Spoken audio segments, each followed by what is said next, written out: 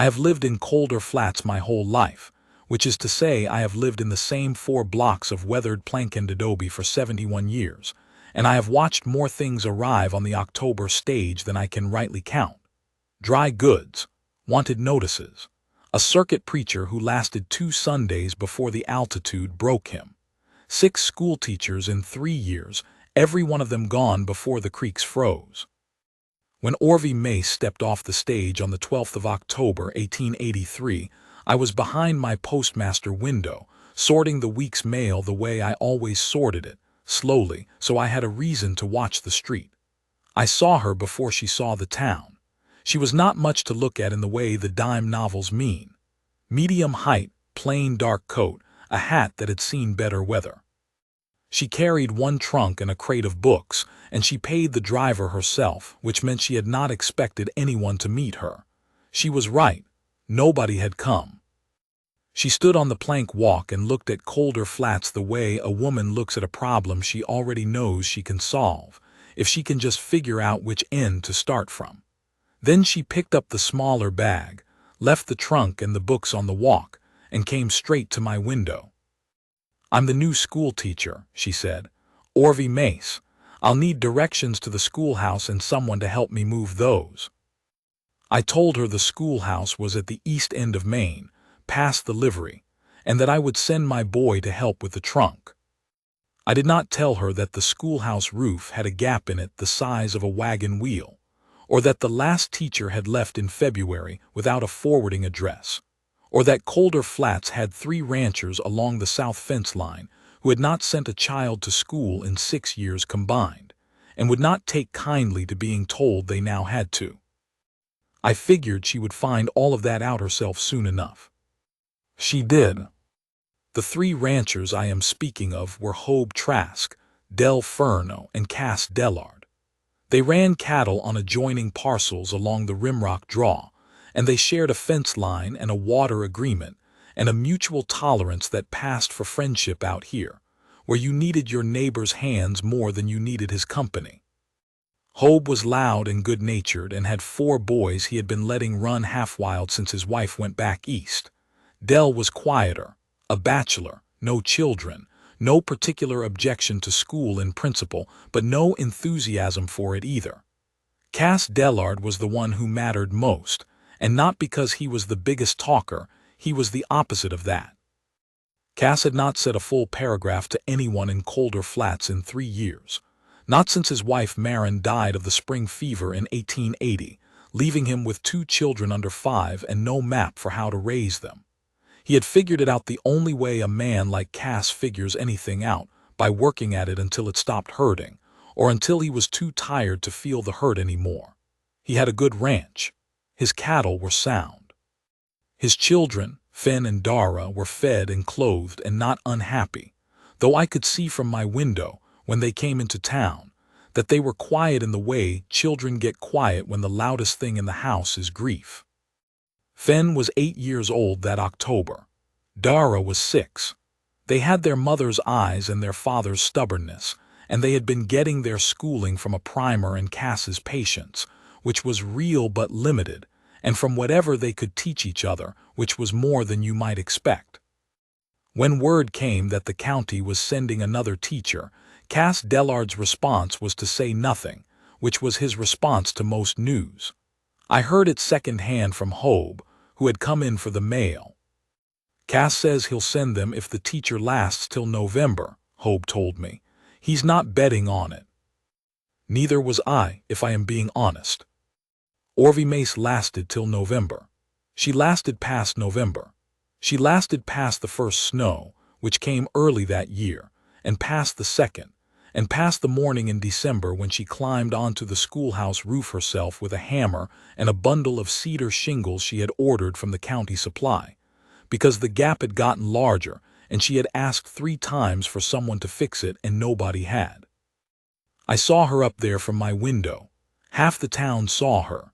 She was not particularly graceful about it. She slipped once and caught herself on the peak and sat there a moment, collecting herself, before going back to the hammering. 2 of Hobe's boys, who had come in for kerosene, stood in the street below and watched her with their mouths open. "You going to help her?" I called out to them.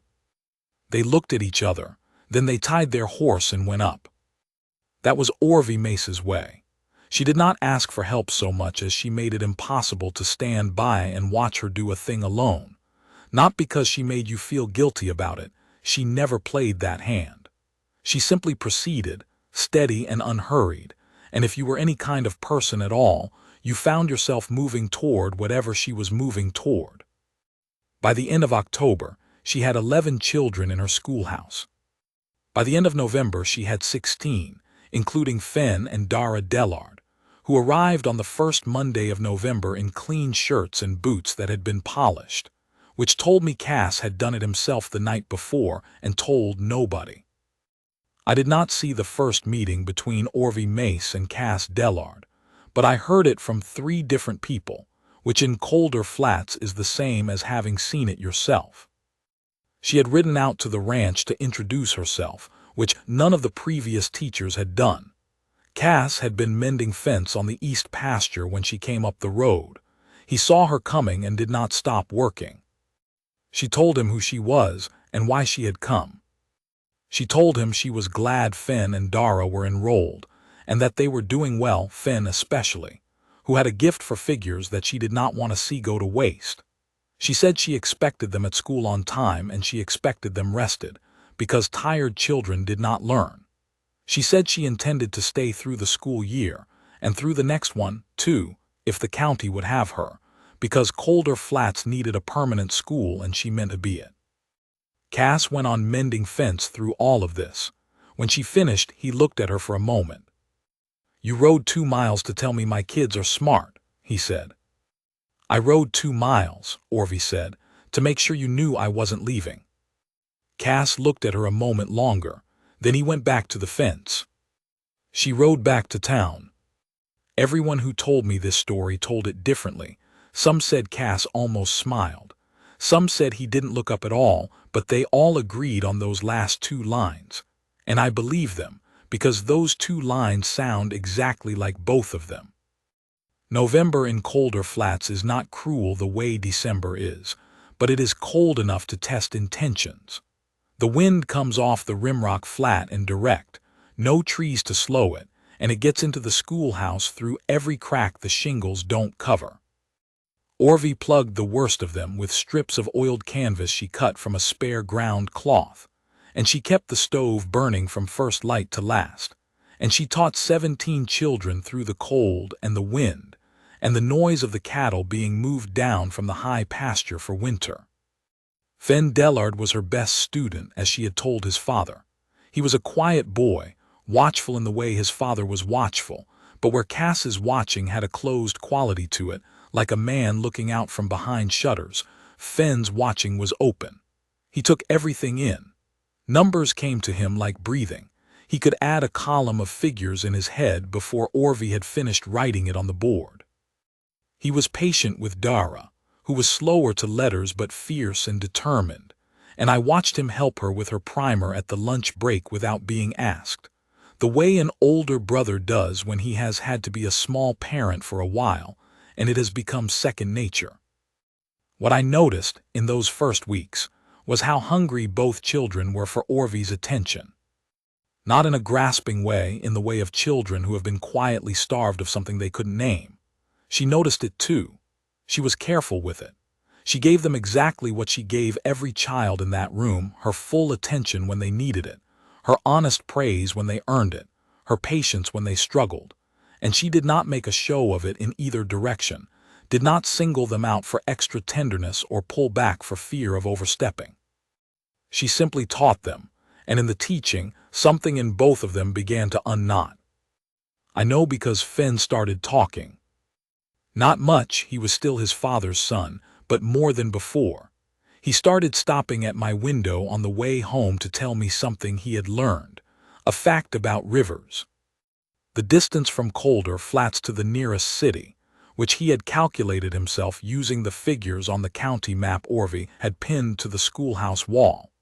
He had the same quality she had, of proceeding with a thing as though it simply needed doing, and the question of whether you would come along was not really a question. I thought about Cass Dellard those weeks, and what he must have been seeing when his children came home. The firewood appeared on Orvie's porch in the last week of November. She had not asked for it. There had been no arrangement. She came out on the Monday morning, and there it was, a good cord of split pine, stacked neat against the wall of the schoolhouse where the wind wouldn't scatter it. No note, no sender's name. She asked around town, but nobody claimed it. I knew who had brought it. I had been up early that Monday with a bad hip and had seen, in the gray before dawn, a wagon moving east on the main road with its team walking quiet. The driver had not lit a lantern. I did not tell her. It was not my story to tell. The wood appeared again the third Monday of December, and again in January. Each time, no note. Each time, Orvie used it without comment, which was her way of accepting it with dignity, and neither she nor the man who brought it ever spoke of it directly. But things began to shift after the first cord appeared. Small things. Cass Dellard started coming into town more often than he needed to. He always had a reason: the feed merchant, the post office, the livery. He would stop at my window and collect whatever mail there was, and sometimes he would stand a moment longer than he needed to, looking east toward the schoolhouse. He never went down there, but he looked. Once in December, he was coming out of the feed merchant when Orvie was crossing the street with a load of papers under her arm. They stopped a few feet apart. "Morning," she said. "Morning," he said. That was the whole of it.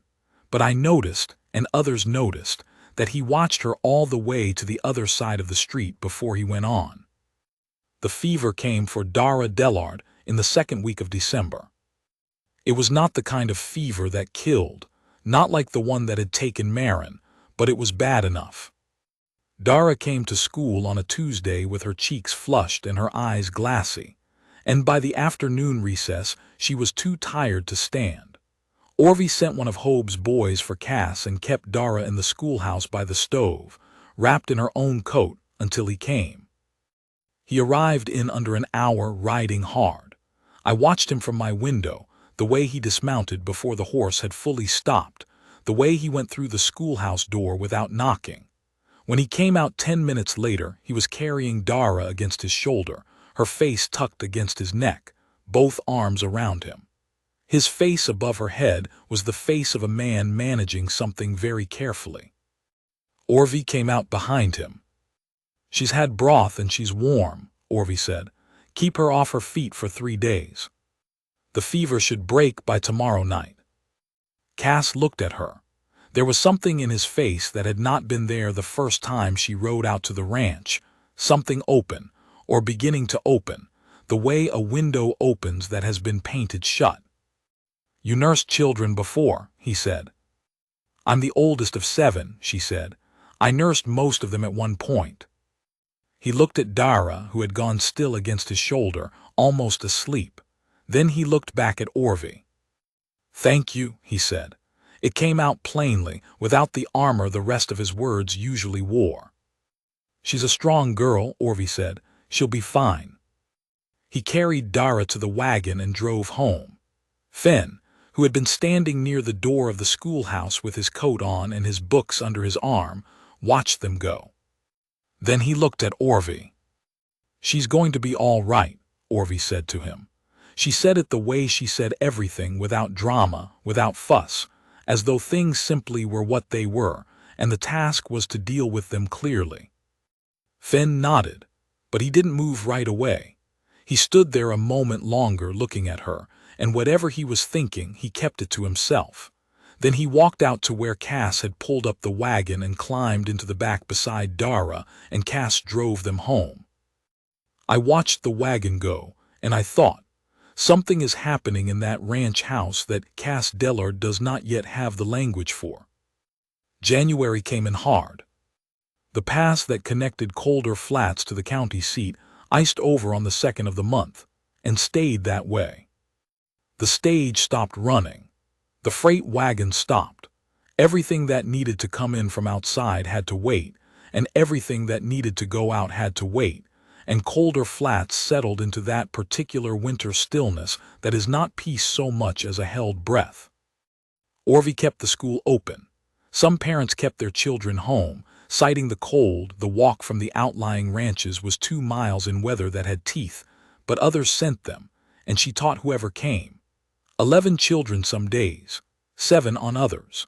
Fen and Dara came every day, riding in on a draft horse that Cass had fitted with a low saddle for the 2 of them, Fen in front and Dara behind with her arms around his middle. I asked Fen once why they always came, even on the worst mornings. He thought about it. "Miss Mace expects us," he said. It was the most Dellard answer possible. The storm that closed everything came on the 19th of January. It came fast, the way the worst ones do: clear morning, clouds by noon, whiteout by 2 in the afternoon. Orvie dismissed the children who had parents in town to walk to and kept the 2 who lived too far to ride home safely.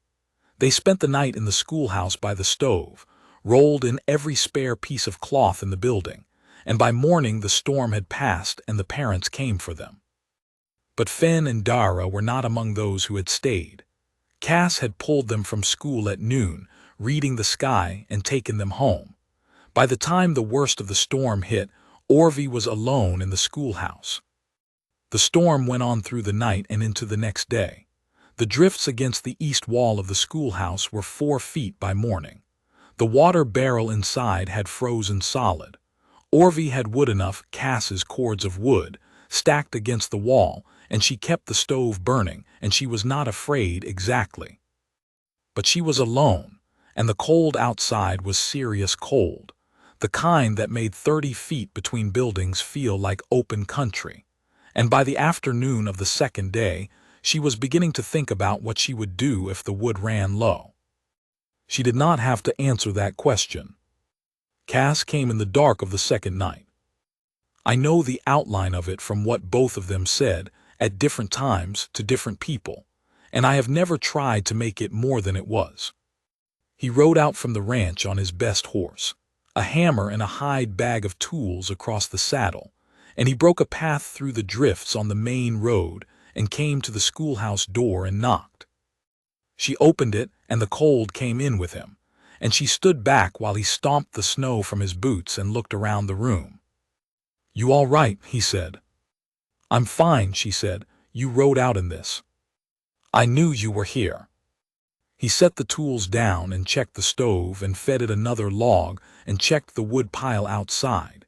He had shoveled a path to it in the time it took her to put the kettle on, and when he came back in, he stood by the stove and pulled off his gloves and accepted the cup she handed him. They were in that small room together for the rest of the night and into the gray morning. I do not know everything that was said, and I would not tell it if I did. Some things belong to the people who lived them.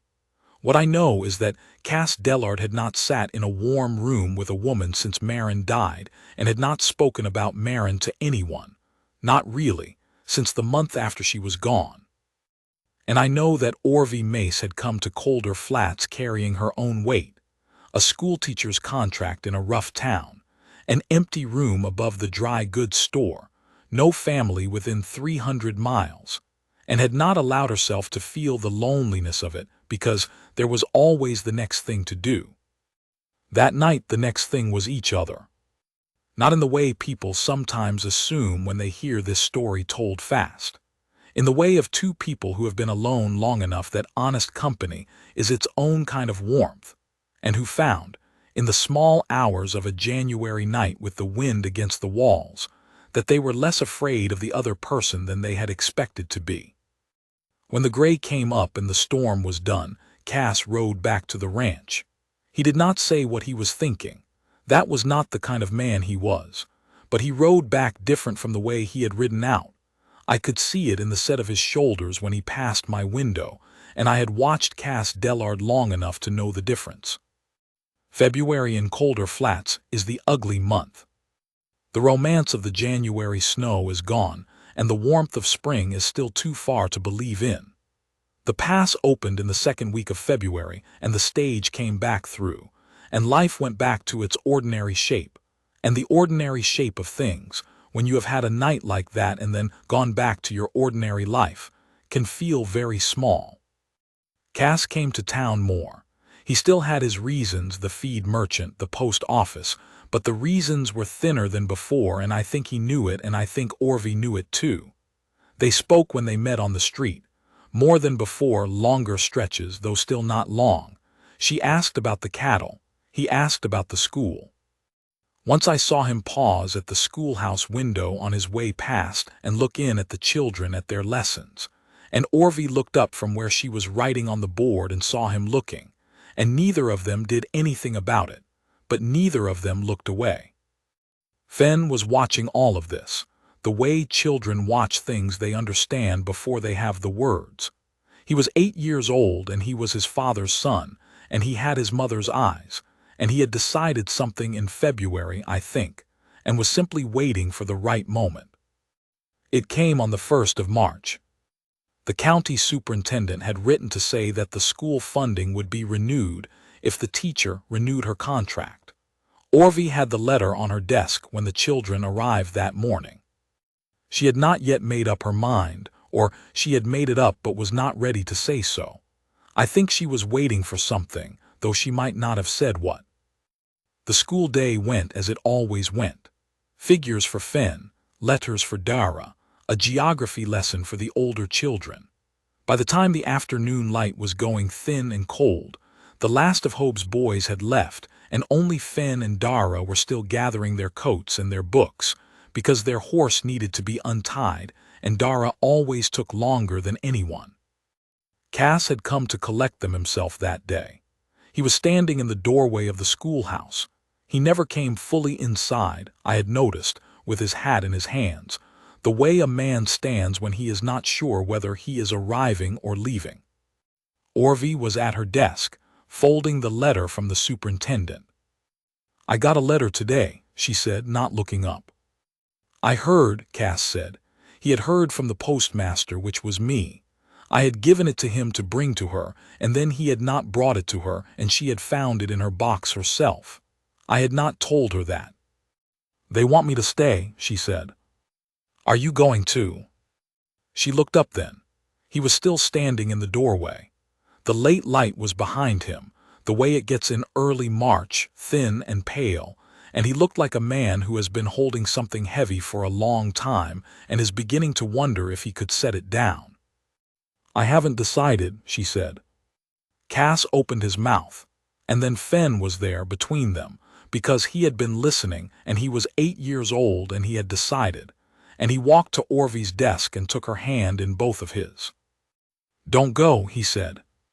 He said it the way he added figures, plain and certain, as though the answer was already there and only needed to be said aloud. Orvie looked at the boy's hands holding hers. She looked up at Cass.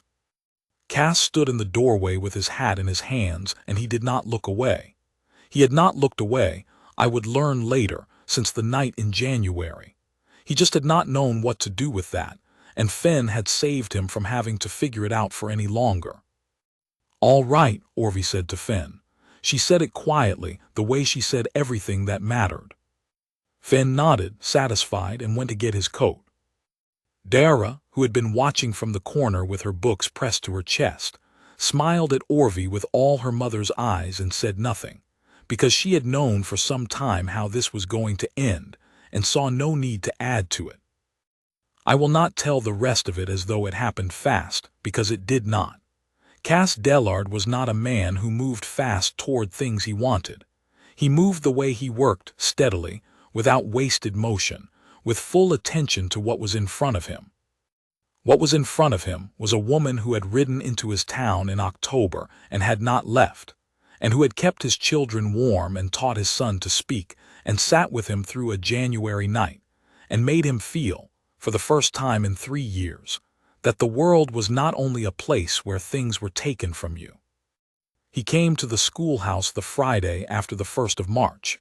He came in the late afternoon, after the children were gone, and he stood in the doorway again with his hat in his hands.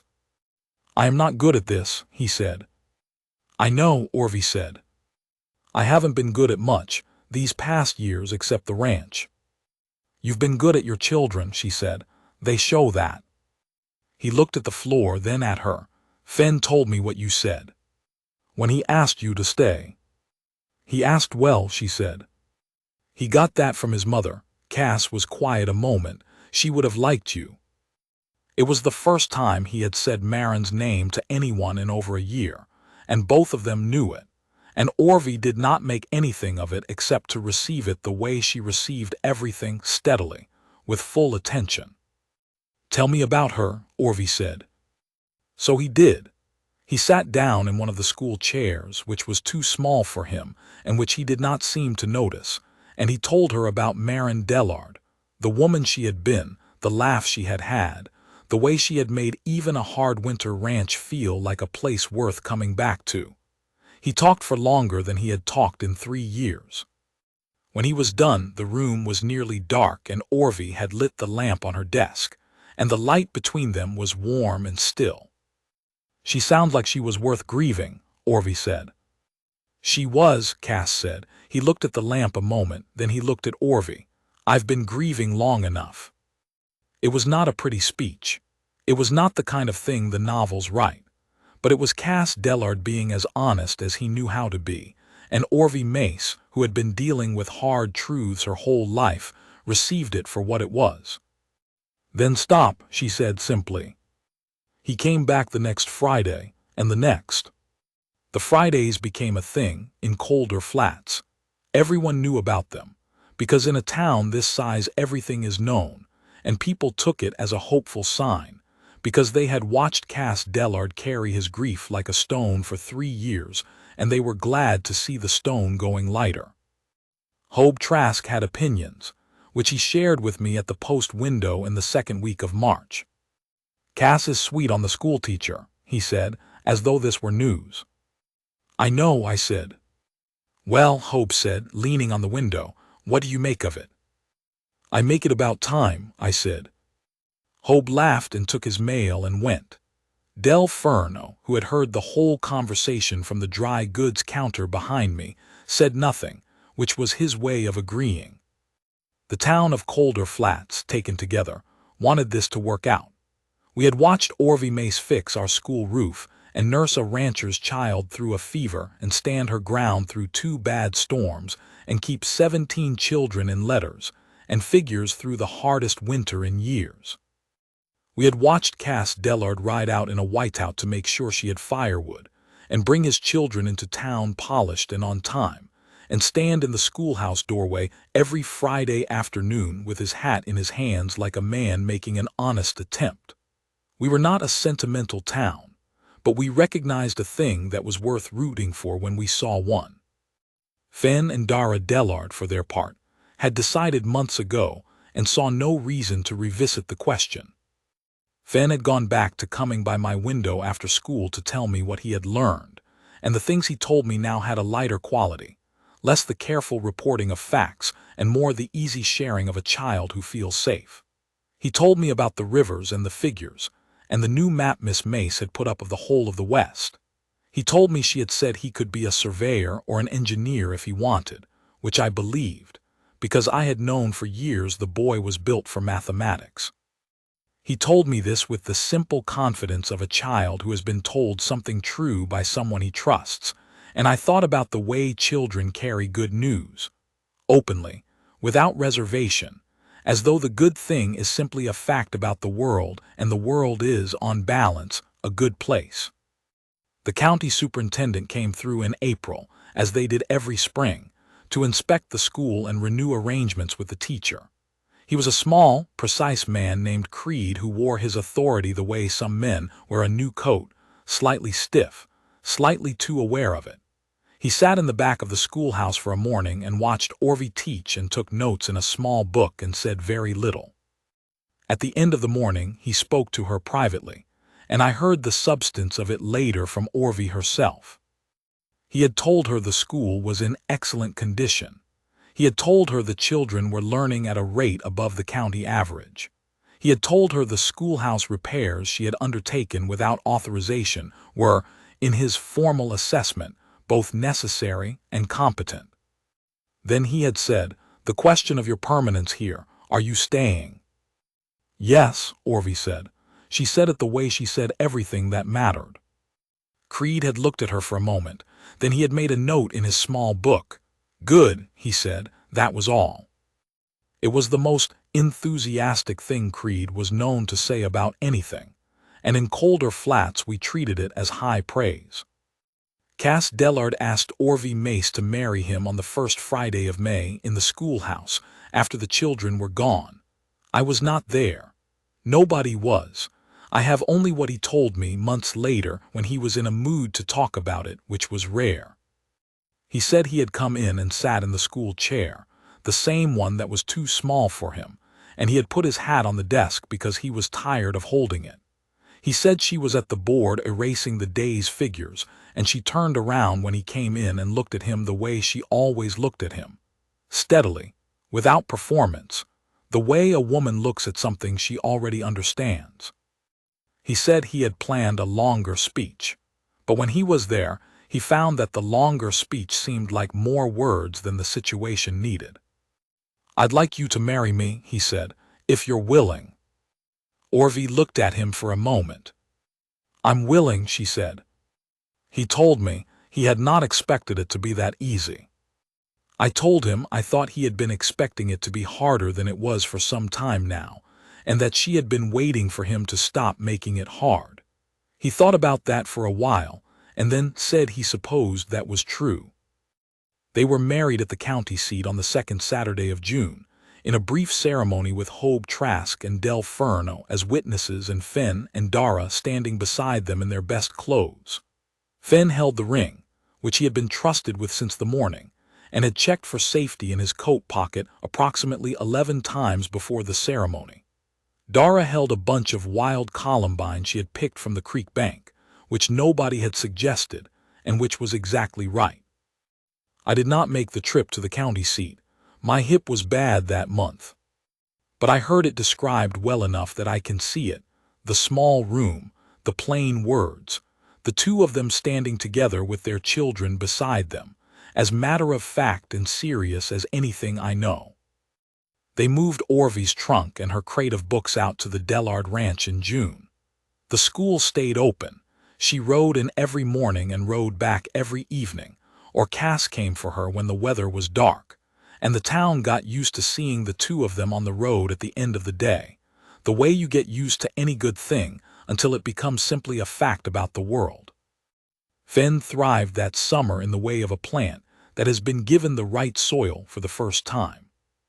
He grew 2 inches and read through everything on the schoolhouse shelf and began teaching Dara her multiplication tables on the ride to school in the mornings. Dara, who had been a careful, quiet girl, began to laugh more the full laugh, without checking first to see if it was all right. I heard that laugh from across the street one afternoon, and it stopped me where I stood, because it sounded like something being given back. Cass Dellard, I will tell you, did not become a talkative man. He was never going to be that. But his silences changed quality. They became the silences of a man who is content rather than the silences of a man who is waiting for the next loss. He came to town on Saturdays with his family, and he would stop at my window and collect the mail and stand a moment, watching the street, and sometimes he would say something about the weather or the cattle or the school, and sometimes he would say nothing, and either way it was all right. Once in July he said to me, "Finn tells me things now, about school, about what he wants to be." "He tells me things too," I said. "He didn't used to," Cass said. "He was quiet for a moment. I didn't know how much he'd stopped." I did not say anything to that. It did not need anything said. He collected his mail and went back to his family, who were waiting by the wagon on the other side of the street, Orvie and Dara on the seat, Finn standing in the wagon bed shading his eyes against the July sun, watching something down the road with the full attentive interest he brought to everything. Cass crossed the street and got up on the seat beside Orvie and took the reins, and she said something to him that I could not hear, and he nodded, and they drove out of town toward the Rimrock draw.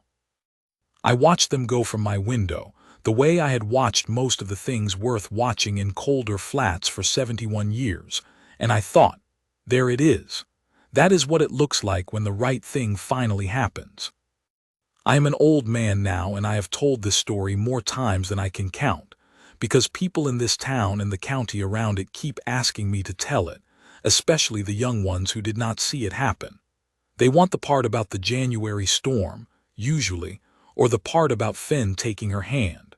Those are the parts worth telling, but the part I think about most is not a dramatic part at all. It is a Tuesday evening in late October of 1884, a year after Orvie Mace arrived on the stage with her trunk and her crate of books and nobody to meet her. I am up late, my hip again, and I am sitting by my window in the dark, and the street of Calder Flats is quiet and empty the way it gets after 9 o'clock, when everyone has gone in. Down at the east end of the street, past the livery, the schoolhouse is still lit. Orvie is in there, getting ready for the next day. I can see the lamplight in the window from here, warm and steady through the glass, holding against the dark. And then I see the wagon coming in from the South Road, and I know it is Cass by the way the team moves, easy and unhurried, the way he drives. He pulls up at the schoolhouse and ties the horse and goes inside, and a few minutes later they come out together. She locks the door, he takes the bag she is carrying without being asked, and they climb up on the wagon seat, and he turns the team south, and the wagon rolls out of sight down the Rimrock Road with the lamplight getting smaller and then gone. That is the part I think about. Not the storm, not the child's words, not the wedding in June. This, the ordinary Tuesday evening, the warm light in the schoolhouse window, the man who rode in without being asked because it was late and she was alone and going the same direction anyway. The simplicity of it, the rightness. Some things in this life are earned slowly and held quietly and carried without ceremony, and those are the best ones, I have always thought. The ones built not from grand gestures but from firewood left before dawn, and a cup of something warm in a cold room, and a boy's 2 hands holding a woman's hand, and saying plainly the thing that needed to be said. The lamp in the schoolhouse window was dark after that. But somewhere out on the Rimrock draw, I knew, there was another light burning in the window of a ranch house where 2 children were asleep, and a man and a woman were sitting in the quiet of an ordinary evening, neither of them alone any more. That light I did not need to see, I knew it was there.